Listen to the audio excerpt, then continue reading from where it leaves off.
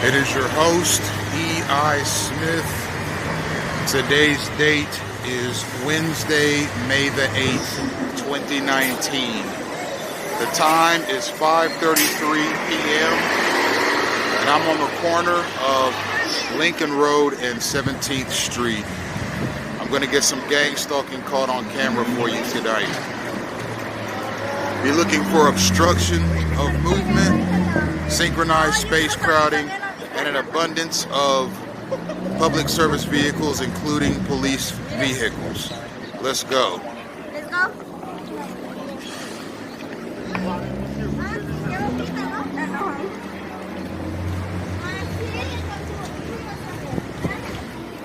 Walking down Lincoln Road, I experienced a strong influx of space crowding, and I figured I'd start videotaping. And as you can see, Lincoln Road is a very short street in and of itself. It only goes down maybe 50 yards past that bus. So just since I started this video, I've walked about half the distance of Lincoln Road. Now, the Lincoln Road Mall extends down this walkway here for quite a while, more than a mile, and it's basically an outdoor shopping attraction. Now, I'd like to make note of these police vehicles, and I'm gonna get up close here, because as I was walking down that way, I experienced a extraordinary influx of space crowding. And I've said in previous videos and demonstrated in previous videos that the most gang stalking activity rears its ugly head when there are plenty of police present. Now, this is done by gang stalking participants at the upper echelons, and here we see a police cruiser pass by as I'm walking. Just as I started walking, they start leaving. That's synchronization. And okay, and then we see a taxi as I'm coming down here. I've done previous videos on the prevalence of taxis and gang stalking campaigns, and trust me, it's not because they're trying to give you a ride or advertise their services to you personally. It's to annoy you and intimidate you. And notice how as soon as I get to this bus stop, there's 1, 2, 3 public service vehicles, namely public transportation vehicles, that are meeting me. Now, I wanted to get that sequence caught on camera, because if I've said it once, I've said it 1,000 times. Whoever the orchestrators of gang stalking are, like to turn up the heat on the targeted individual when there are public service employees present. Police, firefighters, ambulance, and metro buses and trolleys. Although trolleys are to a lesser degree because they are not driven by public employees. They're driven by private employees that work for a private company that is contracted by Miami Beach for public transportation. Now, that is what I wanted to show you, is that whoever it is that orchestrates these gang stalking campaigns and whoever it is that stages targeted individuals does so expressly and exclusively when there are police vehicles and other public works vehicles present, so as to further vex the targeted individual into thinking that gang stalking is a protected practice, but it's not. The reason these gang stalkers are planted around police vehicles and so forth, and public service employees, is because the orchestrators of gang stalking, that's the services and organizations that plant gang stalkers in the vicinity of a targeted individual and instigate interactions between gang stalkers and a targeted individual know that what they do annoys the targeted individual to no end. And they want plenty of police to be around, firefighters, EMS, metro buses, and trolleys, public works employees around in case the targeted individual defends himself by force. They want to make that targeted individual look like a deranged, violent criminal. So that's why they do that when there's police and other public service people around.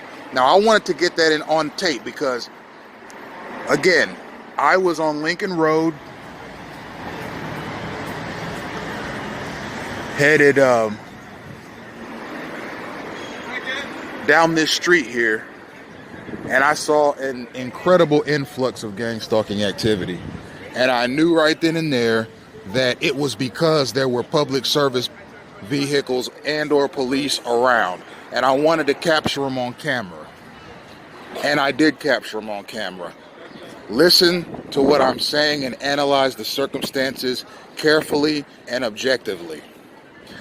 And I've said that and documented that in previous videos. When you see an influx of gang stalking activity and it is idiotic, buffoonish, and rude, when you see it to the maximum, the way I just saw on Lincoln, there are public works people present. It's done to make the TI think that the government is on the side of the gang stalkers.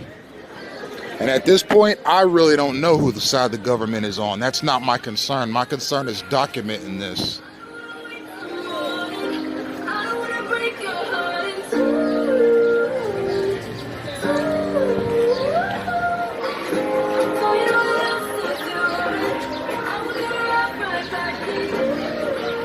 Some synchronized space crowding there. Just as I get to a location, there's somebody coming. That's never coincidental. And I'm not sitting right here. That ticked me off. And that's part of what the gang stalkers like to do, is they like to do little stuff like that.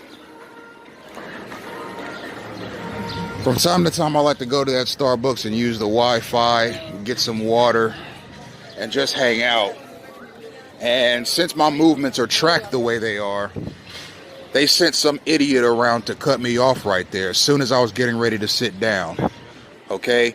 That shows how gang stalking works generally. They track your movements, they watch you, and then they do things to disrupt you.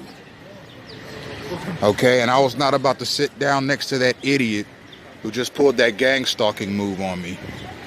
I'm going to keep walking.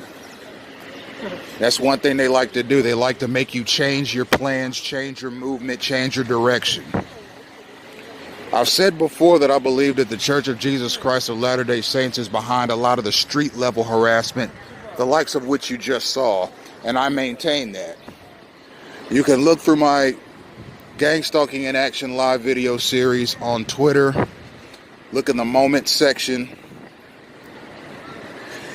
and click on the videos link, and you'll see the one where I talk about the Mormon Church in specific. And I believe that their gang stalking operations are vast, and I've given the reasons as to why. They have resources, monetary, surveillance, intelligence, military, police access,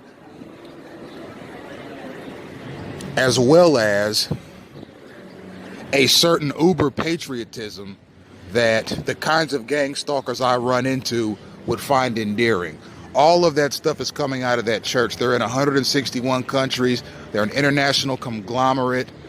A lot of the male members in that church adhere to a fascist political ideology and believe in fascism and in population control through whatever corrupt means are available to them. How do I know this? I was a member of the church for 2.5 years before resigning, and I experienced some of the most egregious gang stalking you could ever imagine while a member of that church. And it's continued since I left. And I've said in other instances that when I first started really noticing gang stalking presences around me, I started noticing lots of Mormon missionaries around me as well, riding their bikes, up and down my street or wherever I was. I could be at the library, I could be at the grocery store, I could be anywhere, and I'd see Mormon missionaries everywhere. I saw Jehovah's Witnesses a lot during this time period, but it was mostly at my front door. I'd get maybe 2 or 3 knocks on my door a month and always tell them no, because I was never interested in that church or joining it or having anything to do with it whatsoever. And the same was true with the Mormons. I'd been approached by quite a few Mormon missionaries in my day, and there's another Starbucks right down the street. This is actually a nicer one. I actually prefer this one. I'd just been walking for a while and wanted to sit down.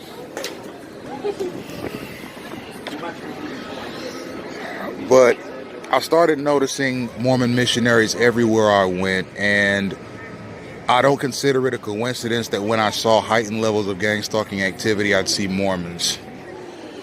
I ended up joining the church in the year 2015 after about a year of missionary lessons because I didn't know anything about gang-stalking at that time, and I figured that I kept running into these Mormon missionaries for a reason. Maybe I needed to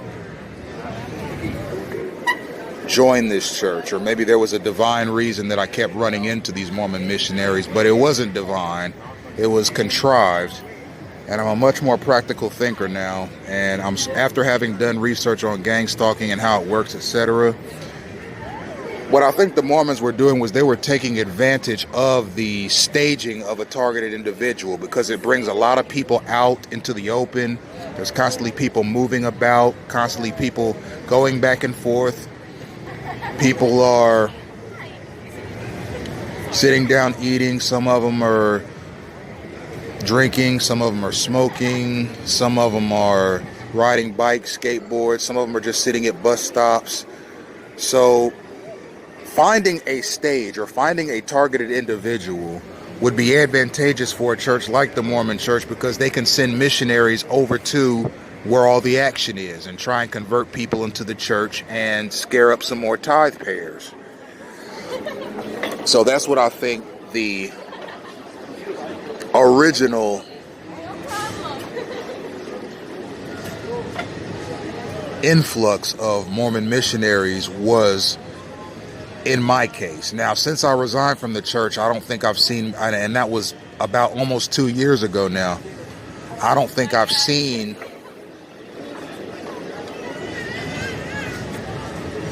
Mormons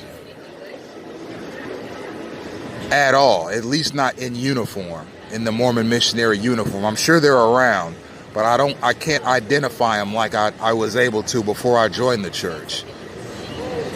I maybe run into Mormon missionaries once since then, and that was 2 years ago. But before I joined the church, I ran into them absolutely everywhere. And it just became too much of a coincidence for me to ignore. And part of my reason for joining the church was investigatory. I wanted to know, what is this church's interest in me, if there is an interest? Is the fact that I keep running into Mormon missionaries a coincidence, or is it contrived? Also, what is the church's interest in gang stalking? And what kind of human capital do they have access to? I know they have 15 million members that are fiercely loyal to the church.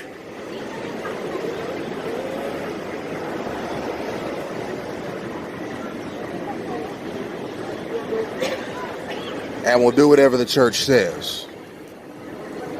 So maybe gang stalking has some root in that church. I believe it does, because there are extraordinarily fascist undertones in gang stalking, especially when it comes to politics and the police. You can tell when there are political elements in your gang stalking campaign and police elements, which I've documented at length dozens of times now. And they're very fascist. They come at me as if I don't have rights, and that comes from a racial ideology that is prevalent in the church, in the Book of Mormon, in the Doctrine and Covenants, in the early prophecies of Brigham Young, who was the second president of the church. They have a hand in this. And they have a hand in driving hate rhetoric in the United States. They have a hand in all the far-right groups that you can think of, and they give a platform for hate, not only in gang stalking, but in media outlets. Okay? They have more than enough resources and connections to do that. And they've been targeting me for a long time. I joined the church and left, and they're still targeting me. So I'm going to leave that at that. And